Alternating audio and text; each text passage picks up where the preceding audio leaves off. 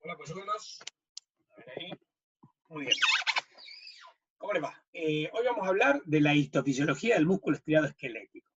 Ayer hablamos de la histología y la embriología del tejido muscular en general, ahora vamos a hablar de la histofisiología del músculo estriado esquelético. Para ello, lo primero que vamos a hacer es compartir la pantalla. A ver, ahí está. Vamos a ver esto. Entonces, el músculo estriado esquelético, histofisiología, gentileza del Instituto Tejedor. Vamos a la histología. El músculo esquelético está estructurado de la siguiente manera. Porque es el músculo que es un órgano. Está dividido en haces o fascículos de tejido muscular. Estos haces o fascículos son haces o fascículos de miofibras, que son las células musculares. Las miofibras contienen miofibrillas, que son formaciones específicas, que están constituidas por miofilamentos, que son organoides no membranosos, los cuales tienen numerosas proteínas, son macromoléculas. Entonces, yo tengo el músculo entero, con su numerosa inervación, que si yo lo corto veo que está dividido en fascículos, haces de fibras. Saco un cúmulo de fibras y la rompo y saco una fibra, que es esta, que está revestida por membrana y los núcleos periféricos. Le saco la membrana y veo que es un paquete de miofibrillas. Esta es una miofibrilla.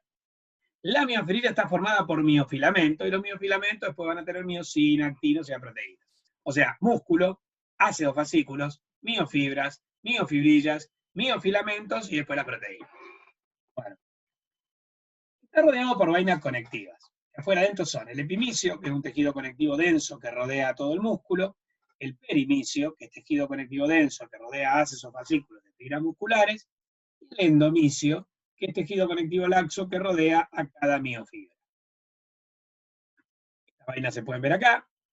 El epimicio se continúa con el tendón que hace las veces de la inserción del músculo en la superficie ósea. Fíjense una cosa, este es un esquema del músculo, este sería el vientre muscular, la parte contráctil, y este es el tendón. El epimicio rodea todo el músculo, emite haces o tabiques que lo compartimentalizan y separan que constituye el perimicio, que separan los haces o fascículos. Dentro de cada haz o fascículo hay haces que rodean a cada miofibra y que constituyen el endomicio. O sea, yo tengo el epimicio, tejido conectivo denso que rodea todo el músculo, el perimicio, tejido conectivo denso, acá lo vemos, que rodea haces o fascículos, y el endomicio, que rodea cada fibra. Bueno, epi, peri y endo constituyen el elemento elástico en paralelo, porque es paralelo en su longitud al elemento contráctil, que sería la parte con las células contráctiles del músculo. En cambio, el tendón constituye un elemento elástico en serie, continúa el elemento contráctil, no es paralelo con el elemento contráctil. En la próxima OP vamos a ver, esto es importante en los reflejos miotáticos, porque cuando el elemento contráctil se acorta, el elemento elástico en paralelo también se acorta, pero el elemento elástico en serie se alarga. Bueno, y ahora lo vamos a ver también cuando veamos la contracción isométrica. Bueno, muy bien. Epi, peri, endo. En un corte histológico también se puede ver. Por acá afuera estaría el epi. Estos haces que rodean así, estos tabiques que rodean haces constituyen el perimicio, y después rodeando a cada una de las fibras tengo el endomicio. Entonces, epi, peri y el endo, rodeando a cada fibra. Bueno, las miofibras son las células musculares o miocitos. Al presentan bandas claras y oscuras. Al MET también veo bandas claras y oscuras, pero no las llamo así. Las llamo bandas electrolúcidas o electrodensas. La terminología correcta, cuando yo trabajo o describo algo que se ve con el MET, no es claro u oscuro, porque eso es propiedad de la luz visible. Y acá no trabajo con luz visible, trabajo con electrones. Entonces, las bandas captarán más o menos electrones, las llamo electrolúcidas o electrodensas. Finalmente, otro microscopio que se utiliza mucho para estructuras fibrosas como las del músculo, cristalinas, como los cristales de glucosa o fructosa, es el microscopio polarizador. Al microscopio polarizador, el músculo posee bandas monorefringentes o isotróficas y bandas birefringentes o anisotróficas. A las bandas isotróficas se las llama banda I y a las bandas anisotróficas bandas A. O sea que la banda I es la que se ve clara al óptico, electrolúcida al electrónico y monorrefringente al polarizador, pero se llama banda I porque con este último microscopio es isotrófica. En cambio, la banda A es la que se ve oscura al óptico, electrodensa al electrónico y birrefringente al polarizador. Pero se llama banda A porque con este último microscopio es anisotrófica. Bueno, ¿y qué quiere decir esto de monorrefringente, birrefringente, isotrófico, anisotrófico? Miren, se lo explico brevemente. El microscopio polarizador trabaja con dos cristales. Un cristal polarizador y un cristal analizador que está centrado con el polarizador. Y en el medio, entre los dos cristales, vos ponés lo que la célula, lo que vos querés observar. El cristal polarizador polariza la luz. ¿Qué significa eso? La deja vibrando en un solo plano del espacio. Cuando la luz, que tiene fotones que vibran en todos los planos del espacio, atraviesa el cristal polarizador, queda vibrando en un solo plano del espacio, y entonces bombardea una célula, un tejido, lo que yo le pongo en el medio. El cristal analizador está centrado con el polarizador. Entonces, si yo no pongo nada entre ambos cristales, el haz de luz que emitió el polarizador tiene que ser recogido por el analizador en el mismo punto donde fue emitido. Pero si yo en el medio pongo algo y el haz se desvía, el cristal analizador, como su nombre lo indica, analiza el ángulo de desviación, si se desvió a la derecha, si se desvió a la izquierda, etc. Entonces, refringencia quiere decir desviación. Entonces, cuando el haz atraviesa la banda clara, todo el haz se desvía para el mismo lado, monorefringencia. En cambio, cuando el haz atraviesa la banda oscura, se parten dos haces, uno que se desvía para un lado y otro que se desvía para el otro. A eso lo llamamos birrefringencia. Los términos isotrófico y anisotrófico tienen que ver con lo mismo, con esto, porque iso quiere decir igual, trófico comportamiento. En la banda clara, como todos los fotones van para el mismo lado, se dice que se comportan de igual manera. En cambio, en la banda oscura, es birrefringente, quiere decir que algunos fotones van para un lado y otros fotones van para el otro. Entonces se están comportando, trofismo, de desigual manera, anisotrofismo. Bueno, ahí tienen la terminología, no es que sea tan importante, pero por ahí por si se lo preguntan. Y recuerden que la banda I y la banda A son términos que surgen de lo que se visualiza al microscopio polarizador, no al óptico ni al electrónico.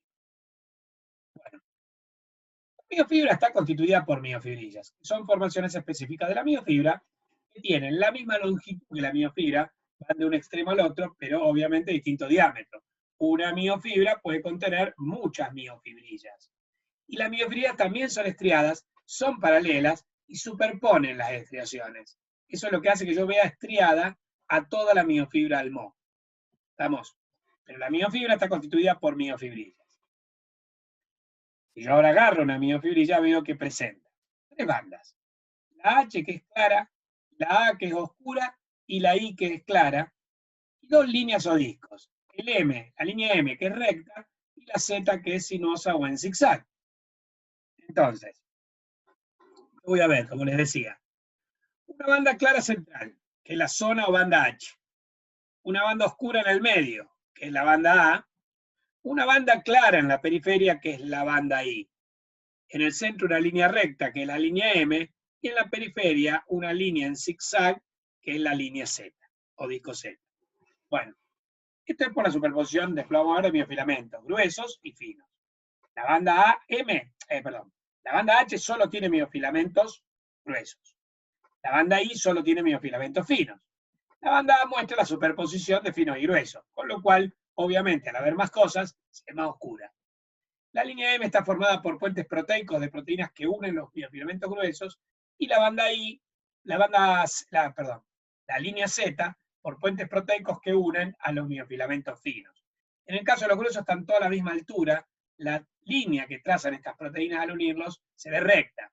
En cambio, en la línea Z, los miofilamentos finos de sarcómero vecino se interdigitan. Entonces, para ir de un miofilamento al otro, trazan una línea sinuosa. En un ratito volvemos sobre ello. Bueno, y fíjense, entre dos bandas, entre dos líneas Z vecinas, encontramos el sarcómero. ¿Qué es el sarcómero? Sarco quería decir carne, mero quiere decir unidad. Son las unidades morfológico-funcionales del músculo, es decir, su unidad de contracción. Sus límites son las líneas Z. Su centro es la línea M y abarca una banda H, una banda A y dos hemibandas I. Volvamos un poquito para atrás. Bien. Si este es el sarcómero, los límites son las líneas Z. El centro en la línea M y abarca una banda central H, una banda A, porque la banda A se cuenta de acá hasta acá, y dos hemibandas I. ¿Por qué? Porque de esta banda I, esta mitad corresponde al sarcómero, pero la otra mitad corresponde al sarcómero vecino. Así que abarca una hemibanda y otra hemibanda, dos hemibandas I. Bueno, aquí había otro esquema del sarcómero. Límite, línea Z, centro, línea M, y abarca una banda clara H, una banda oscura A y dos hemibandas I, y es la unidad de contracción. Los miofilamentos. Los gruesos van de una interlínea AI a la otra, y están formados por la proteína miosina. Los finos van de la línea Z a la interlínea A/H. Están formados por tres proteínas, que son actina, troponina y tropomiosina. Entonces, estos son los gruesos, que van de la interlínea AI a la interlínea AI. Estos son los finos, que van de la línea Z a la interlínea AH. Los gruesos están formados por esta proteína, que es la miosina, y los finos están formados por tres proteínas, que son actina, troponina y tropomiosina. Ahora vamos a volver sobre ellos. Entonces, la banda H muestra miofilamentos finos. La banda H muestra miofilamentos gruesos, que al corte transversal se ve que forman triángulos. La banda I muestra miofilamentos finos, que al corte transversal muestran hexágonos. Y la banda A muestra tanto miofilamentos gruesos como finos, superponiendo triángulos con hexágonos. ¿Cómo es esto? Mirá, yo lo veo al corte transversal. Si yo corto la banda H, solo voy a ver miofilamentos gruesos. En la línea M, donde están los puentes proteicos que los unen, yo voy a ver como si fueran triángulos. Como que están unidos entre sí formando triángulos imaginarios. Triángulos reales, en realidad, más que imaginarios. En cambio, si yo corto los miofilamentos finos en la banda I, yo veo hexágonos, ¿ven? Como hexágonos imaginarios. Si yo corto la banda A, donde hay gruesos y finos, voy a superponer triángulos con hexágonos. Mirá, suponete que este es un triángulo. En el centro de cada triángulo, formado por tres gruesos, hay un miofilamento fino. Ahora veamos el hexágono, este. En el centro de un hexágono formado por 6 miofilamentos finos, hay un grueso. Esto de que en el centro del triángulo formado por tres gruesos hay un fino, y que en el centro del hexágono formado por 6 finos hay un grueso, es una organización estructural clave para que el músculo se pueda contraer. Entonces repito, en la banda H hay miofilamentos gruesos formando triángulos. En la banda I hay miofilamentos finos formando hexágonos. En la banda A muestra filamentos delgados y gruesos superponiendo hexágonos con triángulos. Proteínas de los miofilamentos. Vos tenés dos que son contráctiles, de cuya interacción surge la contracción, que son la miosina y la actina. Dos que son reguladoras de la contracción, son la troponina y la tropomiosina. Hay un montón de proteínas que sirven para el sostén u otras funciones, tales como la titina, la miomesina, la nebulina, la alfa-actinina, la proteína C, etc.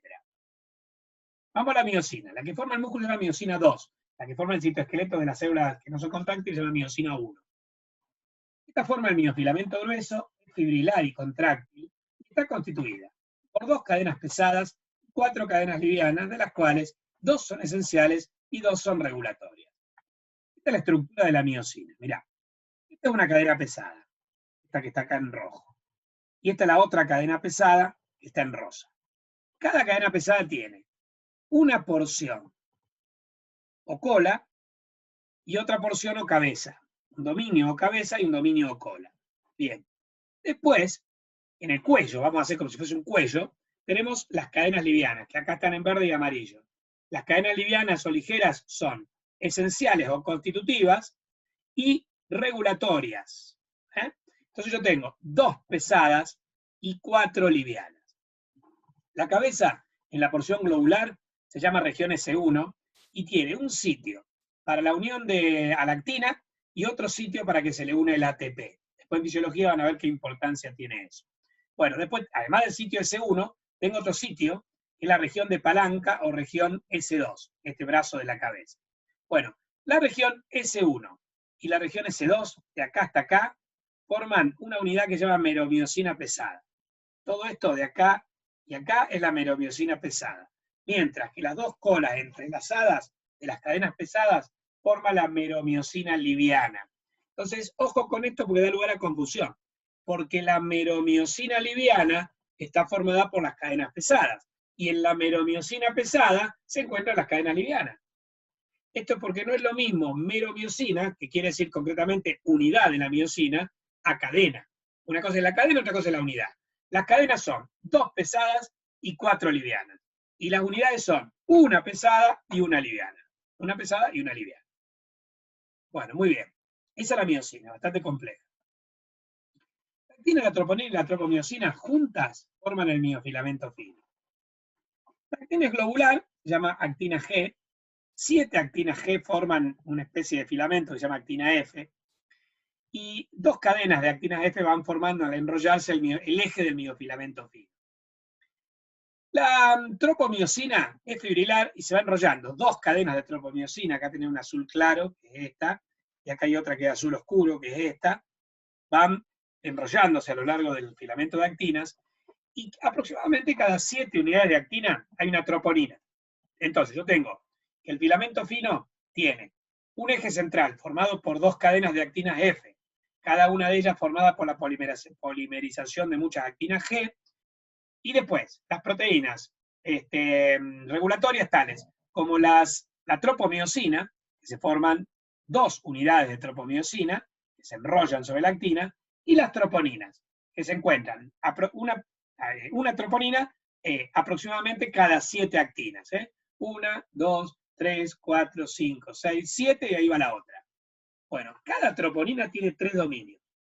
La troponina T, la troponina C y la troponina I. La troponina T es la que se une a la tropomiosina. La troponina C es la que se une a calcio. Y la troponina I es la que se une a la actina para inhibirla. Es la que inhibe la actina. Entonces, hay 3 dominios de la troponina. Muy bien. Otras proteínas son la titina, que ancla los miofilamentos gruesos a la línea Z, la alfa-actinina, que fija los miofilamentos finos a la línea Z, la nebulina, que regula la longitud de los miofilamentos finos, la miomesina, que une los filamentos gruesos a la línea M, la proteína C, que une los miofilamentos gruesos a la línea M, etc. Es que es bastante más complejo. Ahí tenemos la estructura más o menos completa. Tengo los filamentos gruesos de miosina 2, ¿sí? Formados por muchas miosinas. Acá se ven las meromiosinas pesadas, que forman estos puentes transversos, y estos son las meromiosinas livianas, que forman el eje del miofilamento grueso. Después tengo el fino, que está formado por actina, troponina y tropomiosina, y las proteínas de sostén. La titina es una de las proteínas más grandes del cuerpo. Recuerden que una proteína, para ser proteína, tenía que tener 6.000 Daltons, ¿sí? Bueno, la miosina es una proteína grande, tiene como 480.000 Daltons, porque cada una de las cadenas pesadas pesa 200.000, o sea, 200.000 más 200.000 son 400.000, y cada una de las livianas pesa 20.000. Hay 4 livianas, 20 por 4, 80. Son 480.000. Bueno, un montón, pero la titina puede llegar a pesar hasta 2 millones de Daltons. Es una de las proteínas más grandes del cuerpo. Bueno, une el miofilamento grueso a la línea Z. La alfa-actinina une el miofilamento fino a la línea Z. La nebulina regula la longitud del fino, va cubriendo el fino y regula la longitud. La proteína C y la miomesina a nivel de la línea M unen entre sí a los miofilamentos gruesos.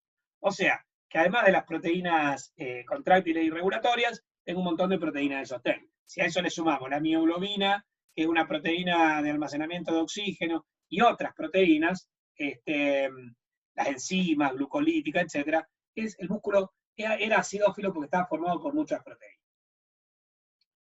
Como la fisiología. El músculo osteoesquelético actúa como un transductor de trabajo eléctrico, potenciales de membrana, en trabajo químico, interacción entre proteínas, y mecánico, acortamiento, congénesis y tensión. Vamos al trabajo eléctrico. Vamos a analizar los potenciales de membrana. El músculo osteoesquelético se encuentra inervado por las motoneuronas del sistema nervioso somático, y así se constituyen unidades motoras, donde una motoneurona alfa es capaz de inervar a varias miofibras simultáneamente. Ahí tengo la unidad motora. Una motoneurona alfa inerva a muchas fibras. Este es el axón mielinizado, y acá tenemos el telendrón o teledendrón, que se une a varias fibras musculares. Entonces, esto constituye una unidad motora. El tamaño de la unidad motora es inversamente proporcional a la destreza del movimiento a conseguir. Así, las unidades motoras pequeñas, donde una motoneurona inerva 3 a 5 miofibras, es para músculos muy diestros, como los músculos digitales o linguales, para la manipulación o para el habla. En cambio, las unidades motoras grandes pueden llegar a tener una motoneurona con 100 a 200 miofibras. Esto es para músculos estriados esqueléticos poco diestros, como pueden ser los músculos posturales de la espalda, que simplemente tienen que mantenerse contraídos para mantener la postura. El desarrollo del... esta no tiene nada que ver. Esa quedó del PowerPoint anterior. Bueno, activación de la unidad motora, ahora sí. Se genera un potencial de acción neuronal en el cono axónico de la motoneurona alfa, que está ubicada en el asta anterior medular o en el núcleo motor de algún par craneal. Este potencial de acción es conducido en forma rápida y saltatoria por el axón de la motoneurona alfa, que es de tipo A alfa, y el potencial de acción llega a la terminal axónica de la placa motora o unión neuromuscular. Analicemos estas tres cosas. Y volvamos para atrás. A ver. Ahí. El potencial se genera acá. Esto se llama cono axónico. Es el lugar donde existe mayor densidad de canales de sodio voltaje dependiente, entonces tiene menor umbral. Ahí se desencadena el potencial de acción. Después va a ir por el axón en forma saltatoria, rápida y saltatoria, de nodo a nodo de Rambier, porque es una fibra mielinizada. Es de tipo A alfa, según la clasificación de Erlanger y Gasser. O sea, tienen mielina, Erlanger y Gasser dividía en tres, A, B y C. A y B tenían mielina, C eran amielínicas. A y B eran más rápidas que la C, porque la presencia de mielina hace que sean más rápidas. Pero también la velocidad depende del grosor de la fibra. Las A son más gruesas que las B, por ende las A son más rápidas que las B, porque ambas tienen mielina, pero las A son más gruesas. Y a su vez las A se dividen alfa, beta, gamma, delta, según el grosor. Las A alfa son las más gruesas de todas, las más velozas de todas, la encontramos acá en la vía motriz principal, y tiene una velocidad de conducción de 100 a 120 metros por segundo. Vamos, hasta llegar a la terminación nerviosa, la unión neuromuscular, en el músculo, el propio músculo. Bueno, entonces decíamos, se genera el potencial de acción en el cono axónico, el potencial de acción es conducido en forma rápida y saltatoria por el axón, y llega a la terminal axónica de la placa motora o unión neuromuscular. ¿Qué es la placa motora? Está constituida por la terminal axónica y por una porción especializada de la membrana muscular que está toda plegada. Se considera una sinapsis química cuyo neurotransmisor es la acetilcolina. Entonces, lo tengo acá, este es el telendrón, la ramificación terminal del axón, y estas son las bulbos o palas o pie terminales. La terminal axónica. Esa terminal axónica vendría a ser el componente presináptico de una sinapsis efectora en la cual el componente postsináptico es una porción de la membrana muscular toda plegada. Esto es la placa motora o unión neuromuscular. Bueno, ¿qué va a pasar? ¿Cómo se activa la placa motora? Llega el potencial de acción al terminal sináptico, se abren canales de calcio voltaje dependientes, ingresa calcio y se une a una proteína llamada calmodulina, que estimula la proteína quinasa C, se produce la exocitosis de acetilcolina, y la acetilcolina se une a receptores colinérgicos de tipo nicotínico, se abren canales de sodio ligando dependientes, ingresa sodio, y se produce una despolarización de membrana con génesis de un potencial local o electrotónico denominado potencial de placa. A ver, veamos esto. Activación de la placa motora. Llega el impulso nervioso, se abren canales de calcio. Ingresa calcio. El calcio se va a unir a la calmodulina, acá no te lo muestra, se va a estimular una proteína, que es la proteína quinasa C, y se va a estimular la exocitosis vía citoesqueleto. ¿Qué se va a exocitar? La acetilcolina presente en la vesícula sináptica. Se exocita el espacio de hendidura intersináptico, se va a unir a receptores de la membrana postsináptica, y ahora van a ver lo que ocurre ahí.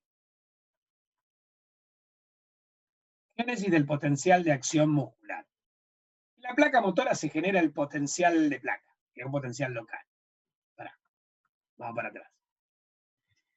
Cuando la acetilcolina se une a los receptores estos receptores se llaman colinérgicos porque son de acetilcolina. Los colinérgicos se dividen en muscarínicos y nicotínicos. Estos son nicotínicos. Los nicotínicos son ionotrópicos, son canales iónicos, ligando dependientes que cuando el ligando, que en este caso es acetilcolina, se une a ellos, se abren. Al abrirse, ingresa sodio. El ingreso de sodio causa despolarización y esa despolarización causa el potencial de placa. Ahora sí, vamos a ver cómo se genera el potencial de acción. En la placa motora se genera el potencial de placa. En la vecindad de la placa motora, si se alcanza el umbral, se generará un potencial de acción muscular. Este potencial de acción muscular será conducido por todo el sarcolema de la miofibra o célula muscular. Entonces, fíjense, hay tres tipos de potenciales. Potenciales pequeños, que se llaman potenciales en miniatura, que son espontáneos, que no alcanzan el umbral y no generan nada. Se dan por la descarga espontánea de algunas vesículas de acetilcolina en reposo. Después tengo el potencial de placa. El potencial de placa es un potencial que sí alcanza el umbral. Es local, pero puede alcanzar el umbral, y si alcanza el umbral desencadena el potencial de acción muscular. Entonces, un potencial en miniatura, a ver, el potencial de reposo del músculo esteroesquelético está entre los menos 80 y los menos 85 milivoltios, puede ser menos 90, una neurona sensitiva. El umbral está en menos 40. Entonces, el umbral está a 40 o 45 milivoltios del potencial de reposo. Quiere decir que se tiene que despolarizar 40 o 45 milivoltios para que se desencadene el potencial de acción.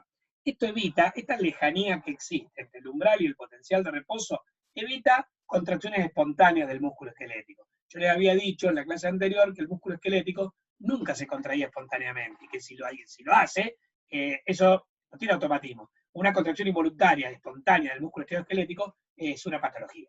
¿tá? No tiene que ocurrir. Bueno, esto se garantiza porque el umbral está lejano. Ahora, otra cosa que tiene que ocurrir es que, si bien no tiene que contraerse espontáneamente, sí se tiene que contraer cuando vos lo estimulás. No puede fallar. Porque piensen en las funciones del músculo esteroesquelético y pensá en la naturaleza. Es el de la vida de relación. No pensemos en lo humano, pensemos en predadores y presas. Si una gacela percibe a un león en la sabana africana y entonces estimula sus músculos para correr y escapar del león, tiene que escapar del león. Si el músculo de ninguna gacela respondiese, todas las gacelas hubiesen sido morfadas por los leones y las gacelas ya se hubiesen extinguido. Vamos del otro lado, el predador. El león en la sabana africana percibe la gacela y la va a atacar. Para ello, informa a su músculo esteroesquelético para que éste reaccione. El león ataca, salta, ataca a la gacela, la mata y se la morfa. Si en todos los leones hubiese fallado este mecanismo y cuando estimulan al músculo, el músculo no responde y todas las gacelas se le escapan, todos los leones se hubiesen extinguido. Entonces, el músculo esteroesquelético, que sirve para la preservación de la especie, necesita responder siempre. Esto se consigue con un margen de seguridad, que es el siguiente.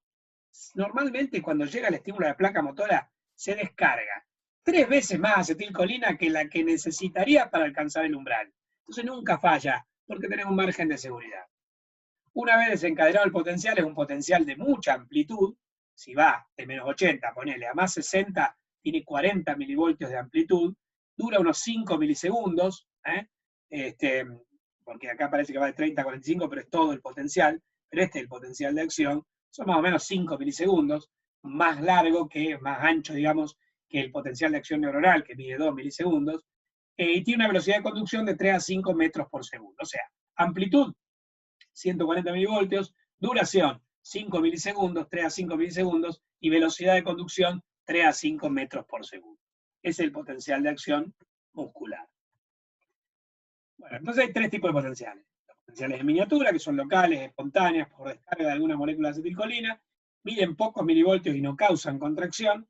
El potencial de placa, que también es local, inducido por muchas moléculas de acetilcolina durante la activación muscular, siempre alcanza el umbral y siempre desencadena el potencial de acción muscular. Y después el potencial de acción muscular, un potencial propagado de tipo todo o nada, generado por el potencial de placa y conducido por todo el sarcolema del músculo estriado. ¿Cómo se profundiza el estímulo? se profundiza por el túbulo T. El túbulo T llega a la tríada, que está formada por un túbulo T y dos sistemas terminales del REL. Se abren canales de calcio del REL, los sistemas terminales liberan calcio y esto aumenta la concentración de calcio en el LIC. ¿Cómo es una estructura? ¿Cómo es una tríada? Vos tenés el sarcolema.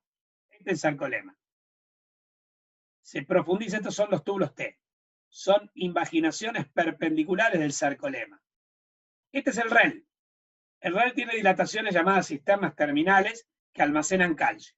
Un tubo T más dos sistemas terminales forman la tríada. Cuando el impulso se profundiza por los túbulos T y llega a la tríada libera calcio.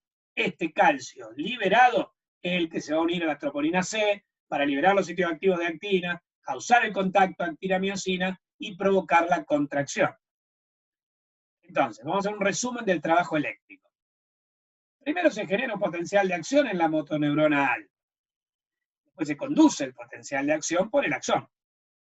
Después se libera acetilcolina en la placa motora, se genera un potencial de placa en la placa motora, se genera un potencial de acción muscular en el sarcolema, se conduce el potencial de acción por el sarcolema, se profundiza por el túbulo T, llega a la tríada, libera calcio por los sistemas terminales del REL, aumenta la concentración de calcio en el LIC de la miofibra. Fíjense, los potenciales, el trabajo eléctrico tiene una sola finalidad, provocar aumento de calcio. Está destinado a eso. Si yo consigo que aumente el calcio en el LIC, la célula se va a contraer. Bueno, eso es trabajo, esto conduce a un trabajo químico, y el trabajo químico conduce a un trabajo mecánico, que es lo que vamos a ver en la próxima clase. Muy bien, queridos. Entonces, resumiendo un poquito, vos lo que tenés que hacer con el músculo es entender su estructura básica, no lo di en la clase de histología, te lo di acá para que podamos entender cómo se produce, cómo es el funcionamiento de la fisiología, para después explicar la fisiología. Y la fisiología te la divide en tres: el trabajo eléctrico, el trabajo químico, el trabajo mecánico. ¿Tá? Hoy desarrollamos el trabajo eléctrico, mañana les voy a desarrollar el trabajo químico y mecánico. Cuídense, polluelos.